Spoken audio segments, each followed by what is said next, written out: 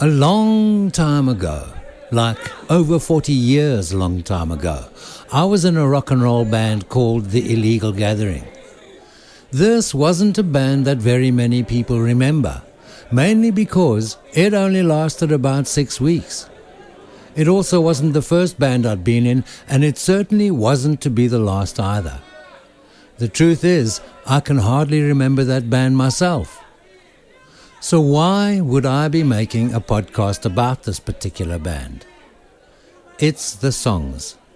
Somehow, that haphazard little band managed to record all 15 of them in a makeshift studio in central Cape Town onto a cassette tape recorder during the course of 1 week. So even though I don't remember much about the band itself, I've lived with those songs most of my adult life. And so, this then is the story of those 15 songs and how I got to be involved with an illegal gathering.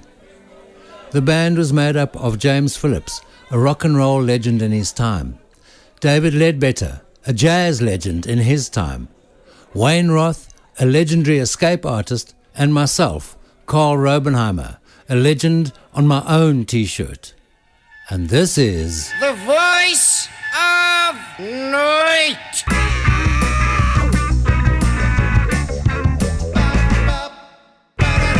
Fluxum.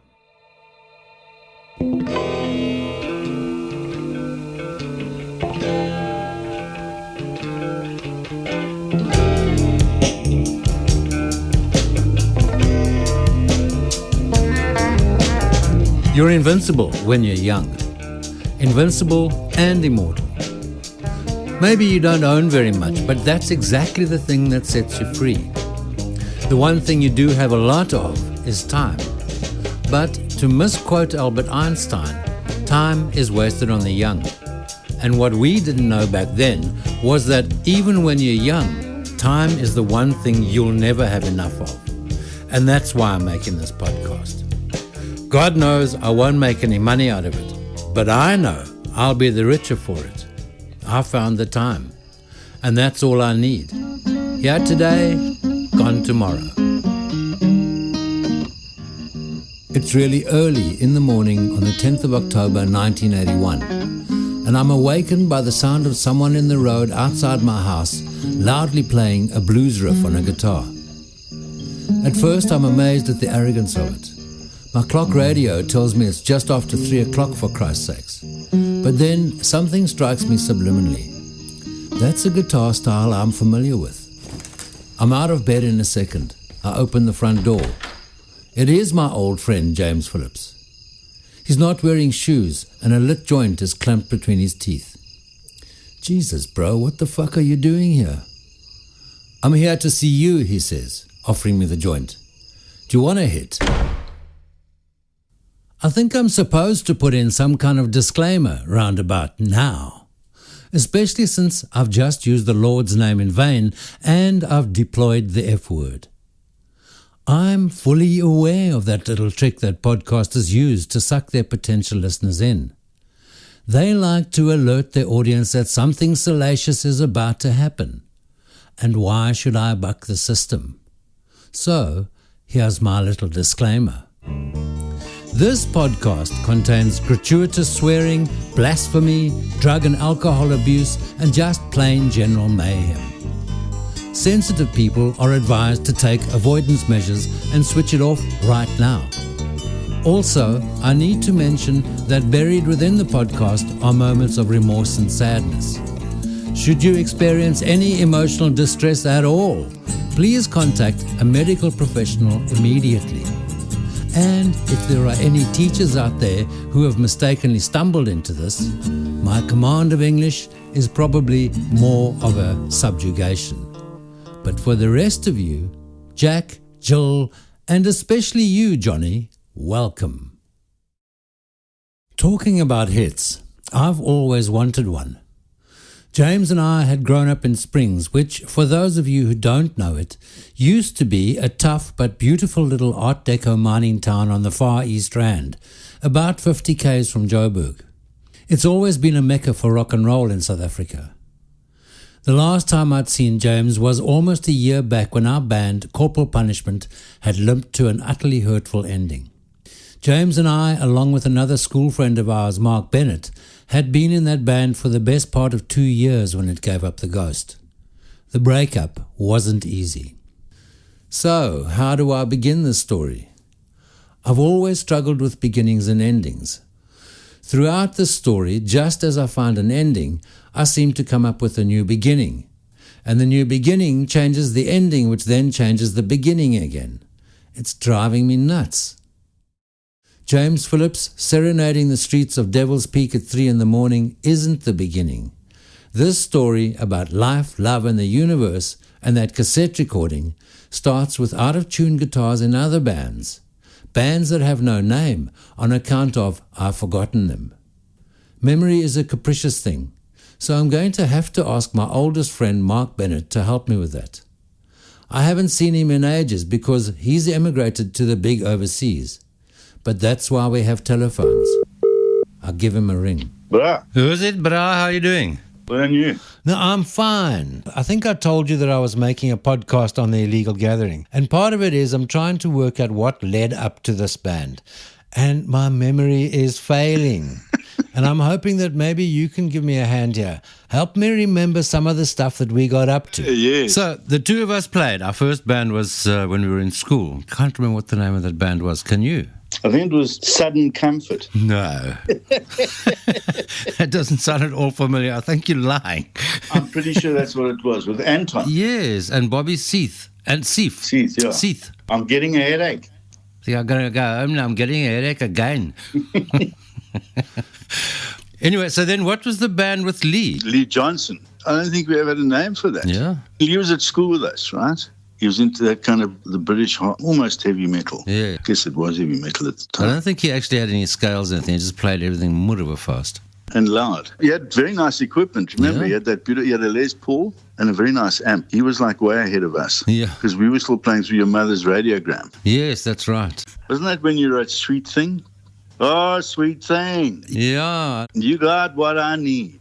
You got the warm, sweet touch. You got a devil's hand. There's a line about, and let the devil and the bitch go. Let the devil and the bitch go. It's like a middle age. Yeah, that's right. And the girls loved that. They seemed to think that was just gorgeous. Yeah. Yeah, but that's why we did it. We like Shakespeare. We did it to get rich or to get laid, and we weren't going to get rich. We were trying to get laid, and we didn't even get laid. It was terrible. Took a long time for that to work for me. Yeah, me too. Me too. I was thinking maybe I'm not ever going to do this, you know. I'm going to die before I get it right. Yeah. And then you and I did that Karl Marx thing. Yeah. When we went to the Afrikaanse Kultuur en Taalvereniging competition. Yeah. That was such a smart move to call ourselves Karl Marx. At the Kultuurvereniging, yeah. And I remember being like absolutely blown away. But how come that guy with the Montflake actually won this thing? Man, we had our own songs. Yes. And then we thought, maybe there was a little problem with a name. And it was like loads of equipment from Tom's, right? That's why we did But it. that and a recording contract. But imagine if we had got the recording contract. Imagine if they said, okay, well now, what do you mean sweet thing? We're not playing anything with a devil and a bitch. No. Yet another empty hall that we performed in. Yeah. So how many of those were there?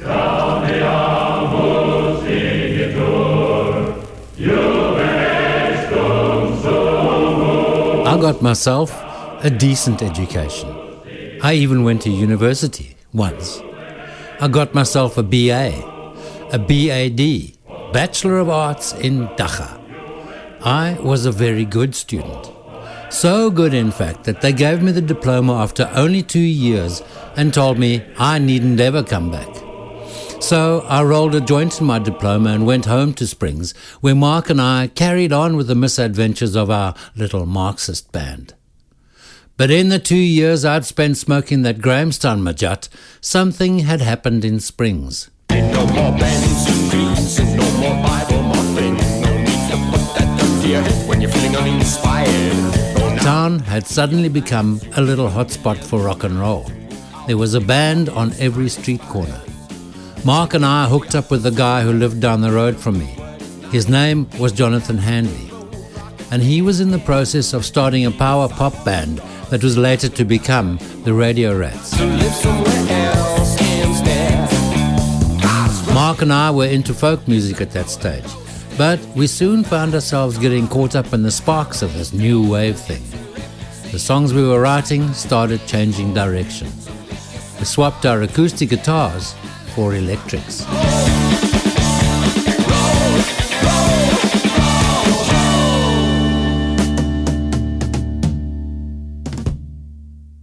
Springs had always had more than its share of bands and musicians, but suddenly it had stepped up its game. I asked Jonathan Handley if he had any thoughts about it. Had it always been like that? Or was it a new thing? Was Springs some kind of rock and roll mecca? I think it was. It was Far East Rand. After Springs, there was nothing except bloody Ermelo, and nothing happened in Ermelo except Millie's. So we were right on the edge. Springs had bands like the Navarrones, and I can remember the Staccatos playing at the Palladium or the Plaza. At interval, they'd climb up onto the stage and all the equipment would be there, and it would be complete wild excitement at the matinees. So Springs was full of music and rock and roll. Donato was RAF during the war, and after the war, those pilots used to ride on their motorcycles to Springs and dance at the Palladium to band music, big band music. And Springs was booming. And out of that came the music. We might as well have been in Liverpool in a way. Might as well have been the Beatles. There was lots of it. Yeah, so tell us about that Power of Youth gig. So that was just organizing bands, hiring the little theatre, and then using Ford's bookshop for the booking. And then people could go and buy a ticket. It was like R2 or something. And that's when everybody played who was from Springs, like Hogs Norton and Radio Rats. And yeah, it would have been Corporal Punishment and everybody who was around at the time. I remember something like 26 bands. Everybody played 4 or 5 songs, and that is it. Yes, and it was one band after another. I mean, my brother did the sound. Poor man. No, but it was great. I mean, the theatre was packed, and the fans went ape. But even as Springs was starting to come alive for us, dark clouds were looming on the horizon. Mark, the lucky bastard, had the blue passport of a UK citizen. But me, I had the South African green meanie, which meant now that I was finished with my Dacha degree, I was facing a 2-year stint of compulsory military conscription. So what was a nice pacifist like me going to do about that? I was fucking going to fight it, that's what. I devised a cunning plan. I was going to pretend to be insane. In those days, that was an acceptable word. I went to see my doctor. I'd known that I'd have to rely on a dash of method acting for the encounter, so I'd bought some over-the-counter slimming pills called Redupon, which I had tried recreationally before with a reprobate friend of mine. What they did was make us both completely jittery, so I took 20 of the things. By the time I got to the doctor, I felt and looked as if I'd just shoved 2 fingers into an electrical socket. The doctor took one look at me and immediately packed me off to one military hospital in Pretoria, where I announced, I didn't know what happened. And a conscript medic went, fugue state, as he admitted me to the hospital's infamous Ward 22. A ward presided over by a dangerous lunatic, Dr. Aubrey Levine. The fucker was later imprisoned for his version of aversion therapy for perverts, drug addicts, and all the other deviants in my new family. At first, I was a very conscientious objector. I refused food. I refused to even get out of bed. But one morning, I noticed a guy a couple of beds away from mine that I swore I recognized as a classmate from my Rhodes Dacha degree. I surreptitiously sidled over to him and asked him what he was doing there. He whispered that he was doing the same thing as me, you idiot, objecting. I started looking around, and I realized that we weren't the only ones. There were some guys who genuinely had some problems, but most of us in that ward were up to the same shit as us, silently declaring their sanity in the midst of all this military madness. I spent the next 2 months being poked, prodded and medicated until the poopalls decided that there was actually nothing wrong with me and told me they were going to pack me off to Kimberley. I ran away. I came back 3 days later and said, I don't know what happened. And they stuck me back in the ward. And the cycle of interrogation, analysis and medication began again. I was almost starting to enjoy it. But what I was beginning to realize was that my insanity strategy wasn't working, and I was going to have to make another plan.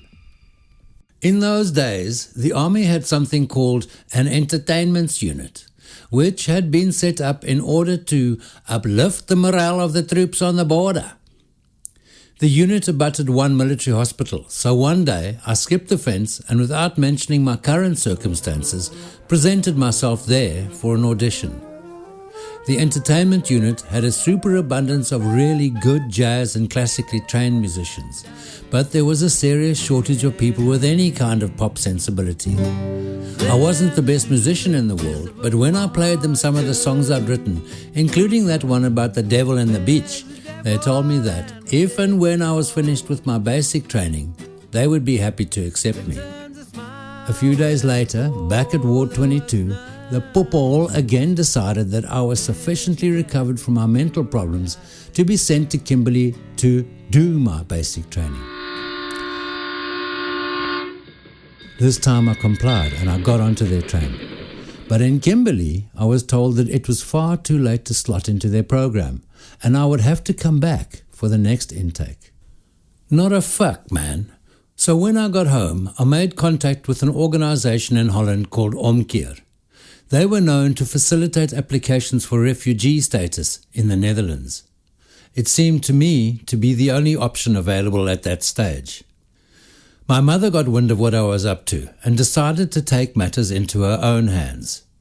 She was a formidable little Irish woman who happened to be the matron at Springs' only hospital. So she put on her full matron's regalia and, filled with righteous indignation, drove through to Pretoria and marched into the military chief of staff's office. I know my mother, and I kind of felt sorry for that poor guy. If there's one thing a military man fears more than frontline combat, it's a confrontation with a woman wearing epaulets. He offered me a position as a cook in Potchefstroom's artillery base. She said, "No, thank you. Only a fool places an expert in one field into something totally unrelated." She sat in that general's office for 6 hours, and to cut a long, juicy story short, that evening she walked into our house in Springs, brandishing a letter from the Chief of Staff, authorizing my transfer to the entertainment unit in Pretoria. So I went straight back to the entertainment unit and told them I was reporting for duty. They accepted me. They called me a bandsman, and they set me to work polishing brass instruments and operating the follow spot. I met a drummer there called Brian Roth, who was eventually to become the first drummer in the band that this podcast is actually about. But after a couple of months in the entertainment unit, the Army, in their wisdom, decided that all the conscripts were having far too good a time of it there, and we were all posted off to become clerks in their recruitment center. I managed to inveigle what was called a sleep-out pass, which meant I didn't have to sleep in a military barracks, and I moved into a flat with my sister in central Pretoria.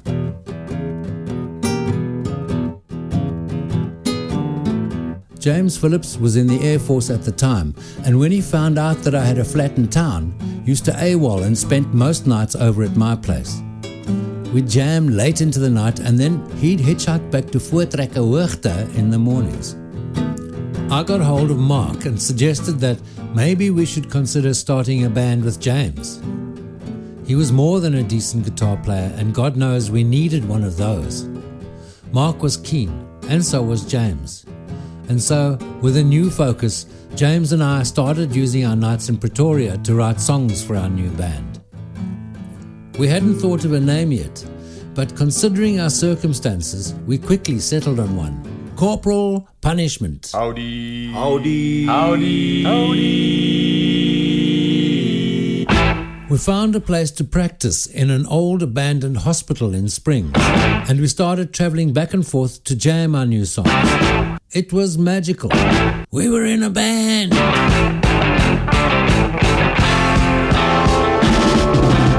One of the other bands in Springs at that time was called Hogs Norton.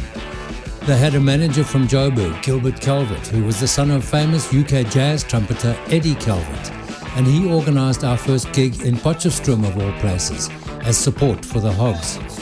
Gilbert was a serious mover and shaker, and he'd arranged a bus for Joburg's music press. They loved us. We started picking up more gigs, mainly in Joburg, and we quickly built up a small but fanatical cultish following, fueled mainly by the feedback from Joburg's press. We became legends on our own t-shirts. In a time when the prevailing taste was for soft jazz and disco, people like Earl Clue, Donna Summer and Queen reigned supreme.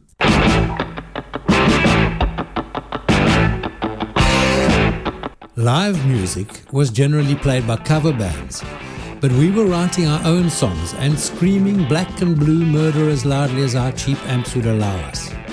The Corporal songs were contentious. They were highly critical of the government and the politically naive society we lived in.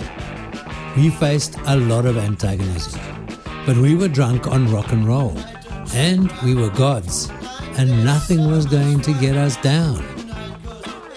It was anarchy, drink, drugs, and rock and roll. We were on an unholy jaw, spreading our anarchic vision to the nation. But that kind of debauchery has an inherent flaw to it. It's not built to last. 18 months into it, we packed all our gear into my combi and went on tour down the Natal South Coast. And on New Year's Eve, an awful thing happened at the Salt Rock Country Club. We'd booked their clubhouse for a gig, and they decided to combine our presence with their annual fancy dress party.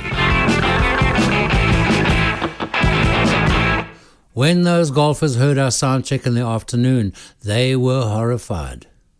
This wasn't quite what they'd had in mind. During our sound check, we played a song called Darkie's Gonna Get You, and when they heard that, they started asking whether we could at least play some Creedence songs. We said, no, not us. You'll just have to put up with what you've got. Just us and our songs. We finished our first set, and a particularly adventurous sheikh came over and told us that he at least was loving it. Alcohol, seriously, is a miracle drug. But he wasn't just expounding our virtues. Somehow he contrived to spill the entire contents of his Castle Lager over Mark's keyboard, which made a sad sputtering little sound just before it died. We finished the tour sans Mark and his keyboard. This was something we were never going to be able to afford to replace. And that then was the end of Mark's jig with corporal punishment. But there were those dark clouds again. None of us were innocents, but James and I in particular had been going at it hell for leather for 2 years. Mark was the glue which had held the corporals together through our wildness, and after he left, things started getting fractious. I was the first to start cracking. I think I was beginning to suffer some kind of toxic confusion. I became convinced our excesses were ruining our gigs and tried to impose a kind of moratorium on it all when we were playing live. That went down well. I also wanted to expand our repertoire, but James was adamant we needed to keep fixing what we already had.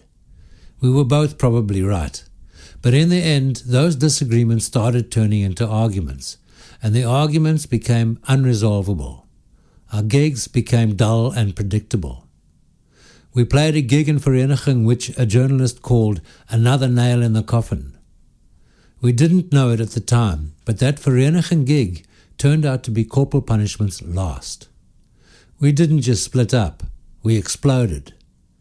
Mark had already left the band, and he stayed on in Springs. James went to Grahamstown to study music, and I packed my PA into my combi and fled for Cape Town.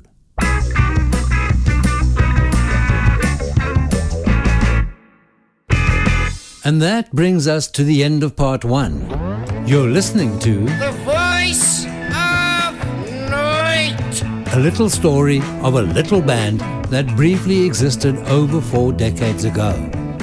Stay tuned for more Voice of NOOIT coming soon to a theatre near you.